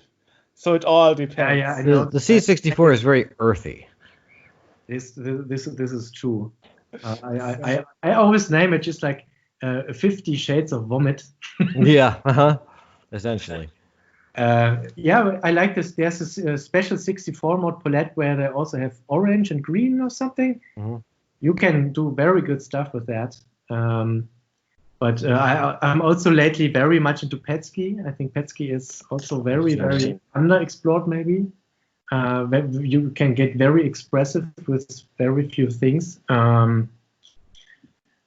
I've seen Pico a 8 lot of Petsky lately. There's been, I think there's been a bit of a resurgence with it. There's a Facebook group. There have been competitions. It's there are really Petsky games being released right now. Yes, those Petsky games are super. Yeah. Or also Petsky demos. Yeah. Uh-huh. Yeah. It's something that for a long time people didn't you didn't use Petsky in your demos because you wanted like the best FLI or multicolor graphics or whatever you could get in there, and in games too, it's a lot of times you'd want a special character set for that. You wouldn't want to use just the built-in things. And now people are starting to realize that, oh hey, the built-in Petsky set is actually pretty cool, and you can actually do quite a lot with it. And Petsky and iFly, that would be interesting. Yeah. But yeah. I'm a little bit just like when it comes to this pixel art stuff, I'm mostly not that much interested in the super deep technical stuff, but more how it looks. Right. So I'm doing much things with just like a pixel editor and then convert it somewhere. Of course, Pico 8. Also released a demo once for Pico 8 and some pixel art contributions for Pixel 8. I want to do more Pico 8 if I find the time for this. And one thing I'm very inspired by are just like level maps. I don't know if you know this. You can download level maps for NES games, for example. And I really love this stuff. It's like having a super big world, and you can see the single screens in there, and you just can run your imagination run around within this world. This is something I like, and it's something different than having just like a super like modeling a face or something or a logo. It's just like more an abstraction over it. Right. Yeah. This is things I really like. Also, just like to make it sometimes look just like really just like stupid, like from ZX Spectrum, just like very the anti-detailed Yeah, but ZX Spectrum is different. ZX Spectrum is known for his color pleading. Yeah. Yeah. Okay. Yes. Mm-hmm. That's a different story. It's garish colors at that. I mean, they're very like. Yeah, that is because the ZX Spectrum doesn't have a dedicated graphics unit, so it's GPU and CPU in the same chip, and that's the problem basically. So you have what is actually called color clashing. Yeah, right. That's what it's called. Well, it's kind of like the Petsky mode or the high res mode with the 64, where you have one foreground color, one background color, and the sprites don't have to listen to that. So that's why you can get away with having like a character bouncing around on the screen where you don't get that color clash. But if that color clash, if you were using character graphics, you would have that with the 64. I know. This is, by the way, also something that I found very interesting about this whole old school graphics universe, because of this technical constraints, there's certain styles arising out of it. It's like I, for example, I totally prefer 8-bit Commodore 64 drawings sometimes much more than some of the modern graphics, because you have then all of a sudden this color changes because of the 8x8 pixel raster, right? Where you have to change colors. I think this is so many times more interesting, at least for me. Yeah. No, I love one of the things that I love doing is looking at graphics and seeing like okay, so I can see that they had to change the colors in this character, this 8x8 square a little bit because of this over here, and just like seeing how they. Like having in my head an idea of how they did it and why they made the choices they did because of the constraints of the actual machine. Yeah. But you are aware that some graphic improvements and formats on the 64 were invented because of porn. I know at the end of the 90s... Everything was invented because of porn. Let's be realistic here. I can tell you at the end of the 90s, when I joined the 64 demo scene, there were this men-only series where Matt from Mayhem would actually create a new graphic format and way of converting pictures. And then Black from Angels a few years later said, I can do it better if we don't use black and white for the pictures, but brown and orange. And then he made brown and orange porn picture collections in a much better quality than Matt Mayhem, what he did in black and white. Oh, by the way, while we at this topic, the Teletext. It's not a joke. It's not a joke. The Teletext is celebrating 40 years, just like Teletext. You know this? That they have on your TV. Yes. And they also have lots of just like nude pictures because of all this advertising for this hotlines where you can call. You know, call me now. Just like Teletext graphic pioneers. Well, it's actually a true story. It's actually a story. Yeah. And nowadays, Janos is working for Scene World. Yeah. So. He brought his porn skills to us. But no, he mostly he did some logos for the upcoming issue, but he mostly did coding for the Scene World magazine. He put in the IDE loader. So that a Scene World can be played from hard disk drives. It's Scene World, but the W is boobs. Yeah. Anyway, it's crazy. It's something. It's really true. It's a true story. So will there be Easter eggs on the next issue, or? I could ask Janos, like, do you have some porn pictures you can put between the text files? If you scroll fast enough, then you will see. Yeah. No, Stroke emulator. Yeah, there's so much that was, DVDs and Blu-ray and all this. That's all like these things were adopted because of the fact that porn was porn and games. Porn and games. Yeah, totally. Yeah. Although C64 porn is kind of disturbing. I don't know how all that would work.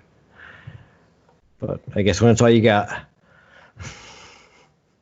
Well, that's just a little side trick Yeah. to. I think I've seen those too. I think the first kind of games we had on the Amiga, there weren't any for C16, I guess.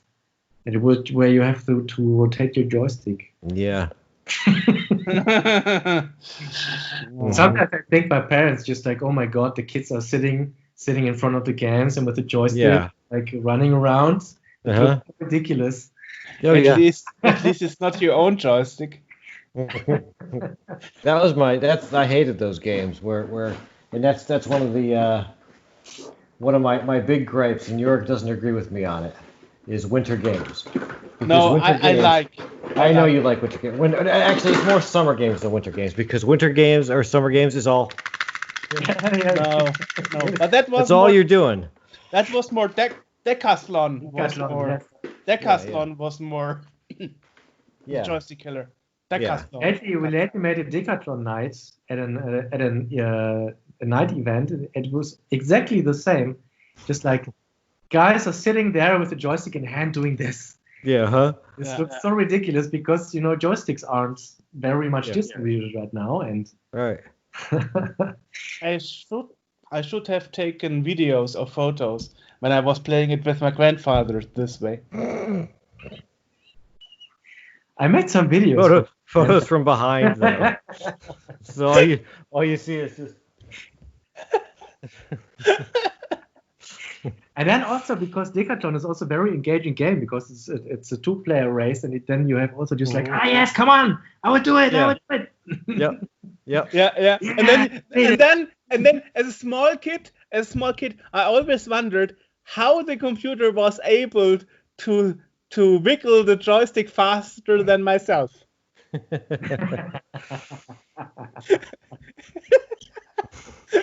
It's just a very tiny joystick. Yeah, exactly. Yeah. Because like, who's the second player? My grandfather was the computer. Like, okay. Yeah, there's a tiny man. So you open the computer, the chip for the graphics, the chip for the music, and this is a tiny joystick. Yeah. A tiny man with a joystick. Yeah. That is actually how the first Turing machine was invented. The chess computer. Yeah. The first chess computer, also called Turing machine, was actually a small man sitting under a table with magnets moving the objects on the chessboard. The robotic chess player. That was back in like what like the 1600s or something? Yeah, I think. Yeah. They used to take him around, and the guy got away with it for I think his entire life. Yeah, true. He just had a really small, very good chess player. Yeah. That would sit in the box below, but he had it rigged up so you open up the cabinet and there's all these little things moving around and stuff, and it looks like it's a machine that plays chess, but it was just a little a small chess player. I'm not sure if it was called Turing machine. No, a Turing machine is something different. That's an actual. A Turing machine is something. It's an actual computer that was made in like. But what was that? This was This had a name. It had a name. Yeah, it was named something. A chess robot. First. This is totally off topic. Wow, it's automation. The Turk. The Turk. Ah, okay. Yeah. I heard of this. In German, we have a word for that, like Türken. Yeah, I think it's a mechanical Turk, and the mechanical Turk. Also, it was once a project from Google or Amazon or something, where you could delegate tiny tasks to people sitting there. Yeah. Exactly. I heard this. I'm gonna show you. There's a picture of how it worked, and I love this picture. No, it's the project. It's a crowdsourcing marketplace by Amazon, not by Google. I know, but no, I'm saying that there's a image of how this. Look at this glory right here, of Can you see that? Yeah, that's the The one. I remember that. tiny man, fully in a beautiful 16th or 17th century outfit, sitting inside playing chess. A nice picture. The proportions are awesome. Oh yeah, aren't they? He's got no. I don't know where his legs are. He was a big man. Yeah, Yeah. that's how that worked. Well, it's a pretty cool picture. I like it. Yeah. Yeah. But I used Mechanical Turks from Amazon because I used it at first to do our transcribing interviews from the video interviews. Right. Yeah. Oh, this is a whole section of podcast we need to remove. well, why not? We can leave it in. Why not? Yeah, we could. Oh, I'm currently used Meet from Google video conferencing software. They make it now for free, and they have an automatic capture. They have that too in Skype. But the funny thing is, it's only in English, and if you are talking German, so if you have a German video conference, then he tried to capture this as an English language, and the sentences that coming out there are so funny. It's really just like I would wish that you could write it down somewhere. It's just like a new kind of literature or something. It was just like rubbish translations or something. Yeah. Interesting. So we learned a lot today about music, Yes. graphics. Oh my god. Yeah, quite a lot of projects always. Yeah. And again, I want to point out that you're not just C64 or C16 and whatnot. I also see ZX Spectrum. I even see e-ink graphics on e-ink. Oh yes, I was experimenting with a friend with e-ink stuff in the last year, and we're still not finished yet. And we made for the Evoke demo scene party in Cologne a small e-ink demo with an incredible frame rate, because it's just like picture. Yeah, e-inks are also a very interesting thing, I guess, because you can do 1-bit graphics. I mean, 1 bit. Yeah. It's one color. It stays there forever until you. Yeah, and you can expose it to sunlight. Yeah.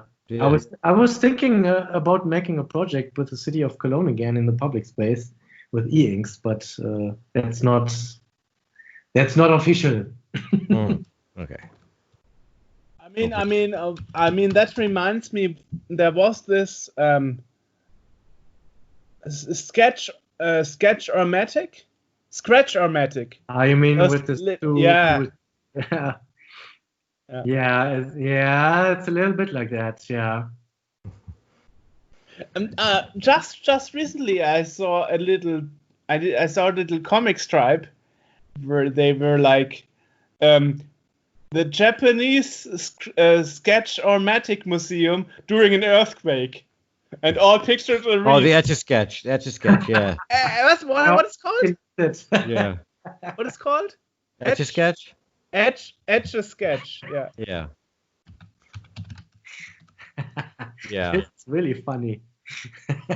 Let me see if I can find it. I do want to ask one quick question, just randomly, about. I found it. I found it. It's amazing. Yeah. It's let me see if I can send you a link to it. I also want to ask a question just for background, because this doesn't necessarily have to be anything about the podcast, but there's a picture on your Instagram of the inside of the dashboard of a car, which it's just got writing all over it and buttons and things. And what's the story behind that? Yes. Oh, now I know what you mean, with just like self-written user interface on it. Yeah. Yes. Oh yes. There was a festival in the Netherlands about playful arts. It's just like arts, game-related arts. Right. And they were having this car there, where just like they wiped out the complete usual user interface and just took a pen and then write it down by themselves. And I like this idea a lot. I think it's still able to drive. It was standing there for just like making an exhibition or installation stuff. But yeah, of course, I was thinking, why not having more user interfaces like this? Also, because it would be awesome. Yeah, that's a nice thing. I like how it says too fast at the upper end of the speedometer.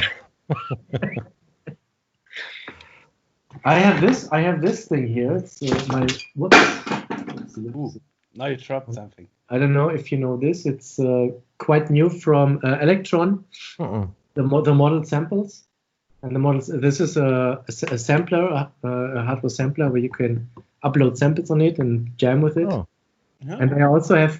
You can also look it up at YouTube because it's a little bit just like a similar idea. It's totally plain, and they provide a sticker set. Wait a second. Where is it?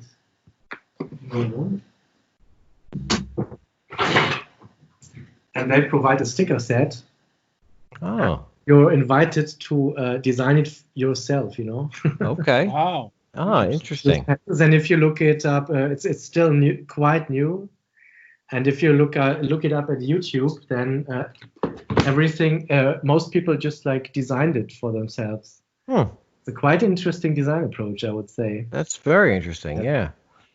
That's probably the future of UI. Honestly, is being able to customize it to how you want it to be. That's pure data running on this. Mm-hmm. And I took up the idea and written my artist. I used page. Nodepond. What's actually the story behind your nickname? Okay. That's also an interesting question.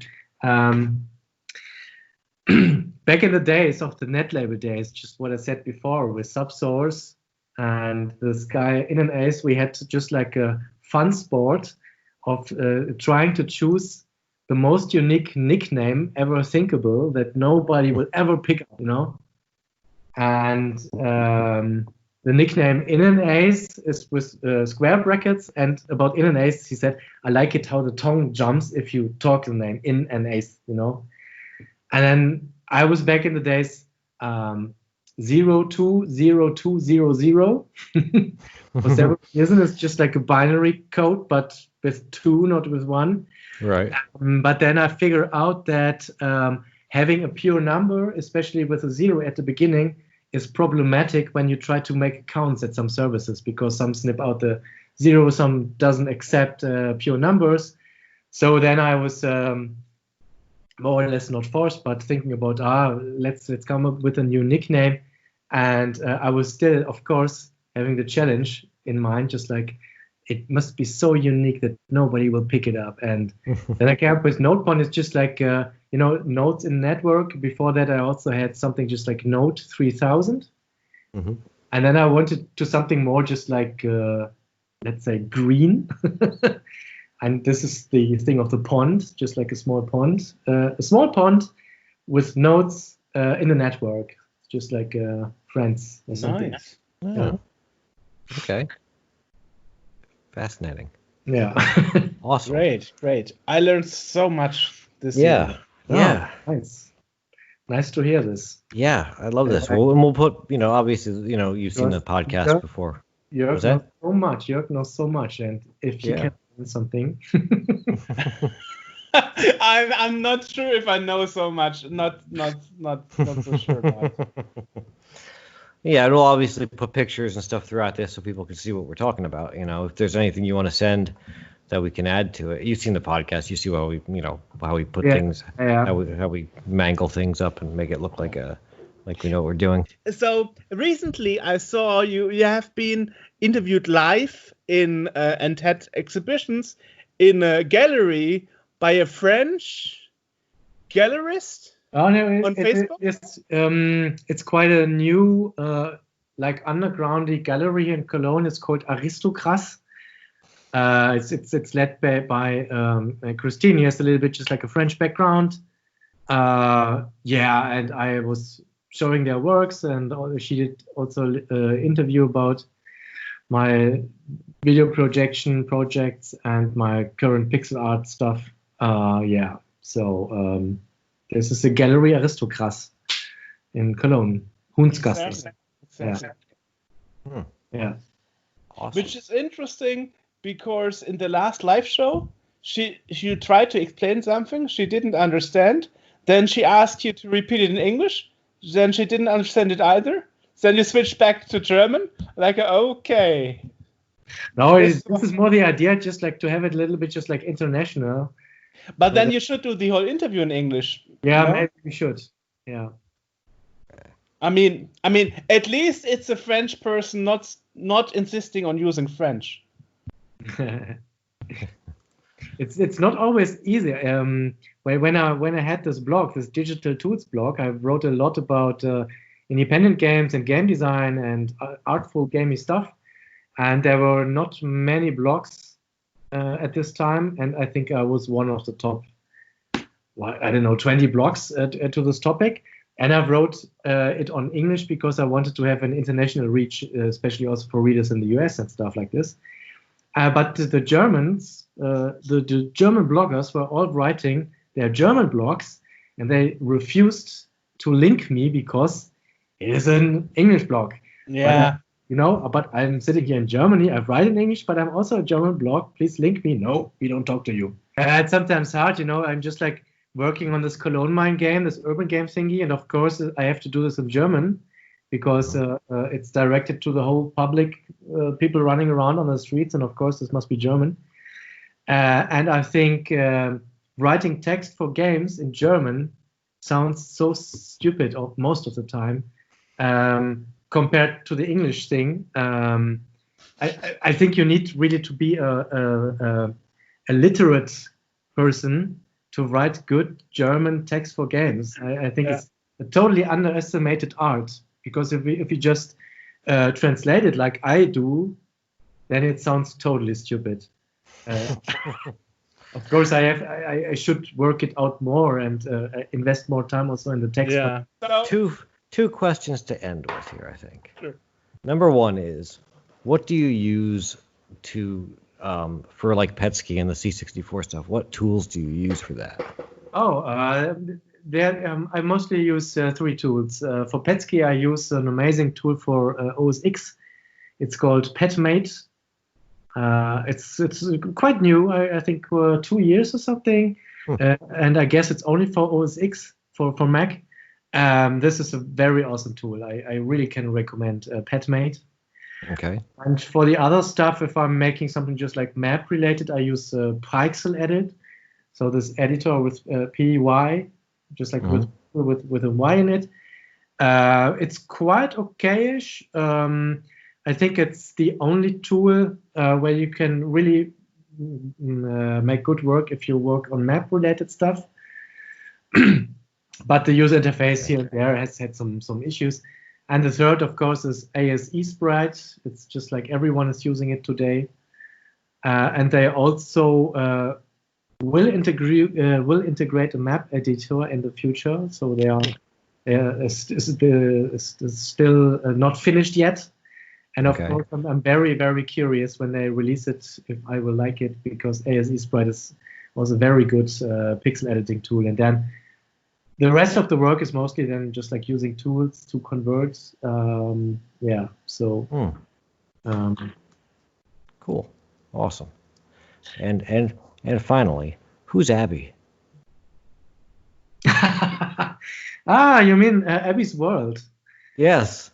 Abby is a dog we once had in an office. We had a female coworker, and she had a very small and young dog with a very awesome character. So just like this, a strange mixture of being curious and being shy. And this dog was so funny most of the times. And I made this for the revision demo scene party, just like having just like a Game Boy game. It was also with a Game Boy palette, just like do you want to play Abby's World? Yes or no? So this is Abby, a very, very funny dog. Okay. And it would be a good game as well, I would say. So, Awesome. Now the final question. Where can people find your stuff? Oh, yes. That's quite easy. My main page is nodepond.com. It's just like this, nodepond.com. And there I link the very different accounts I have, just like Instagram or Twitter or what's Demozoo and other different things I make. So this will be the entry point. If someone wants to see things or contact me, then you will find it there. Nice. And also you have the email address nodepond@sceneworld.org. Of course, you are a member of us. Yeah, I sometimes also do things for Cineworld. That's true. Yes. I could do more often, but yeah. Yeah. Well, first we have to release more often, but we are Yes, working yes. on that. Yeah, I should provide some Cineworld logos. This is something for Amiga, for example. Yeah. Maybe. Yeah. Absolutely.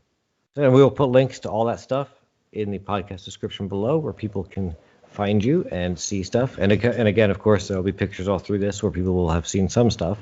But we encourage everyone to go to the site and check it out. And yes, all that. Our artistic hero. Mm-hmm. Yeah, very, very nice for you having this interview because I was happy to talk about this net audio stuff. Yeah. Yeah, Very nice of of you to sit course. with us and talk to us. Last funny question. What did you ask? Art for sale or what? Yeah, you're selling art as well? Yeah, I just started it several weeks ago. You can also buy stuff if you want. Awesome.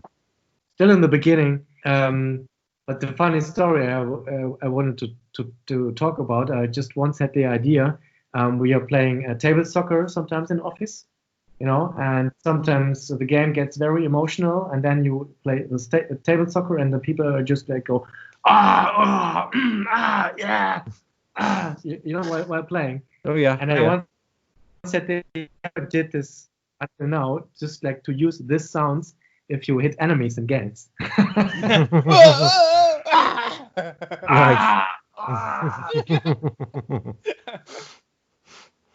I already made some recordings, and then we're just like, hey, people, I'm just recording now, and then everyone is silent. Yeah, of course. Nobody's screaming. Actually, there is this RC racer game that was once sold, and it also was put as a full version game on computer build on a CD. And they making it's RC, so you are like Micro Machines, but a clone product, and they make the sounds like mum mum mum mum.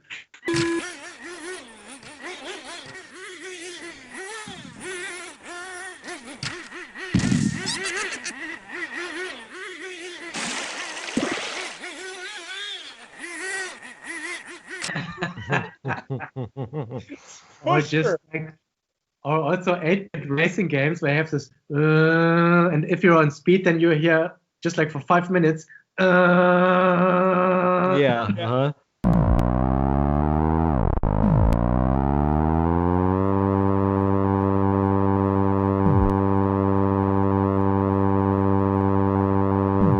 It's top 2, for example. Yeah. Yeah. So you actually let somebody lose, let somebody win because you can't listen to that. Yeah. That They motor harmonize. sound. Yeah, they. Oh, come on, I let you win. I can't listen to this anymore. Engine sounds are terrible, Yeah.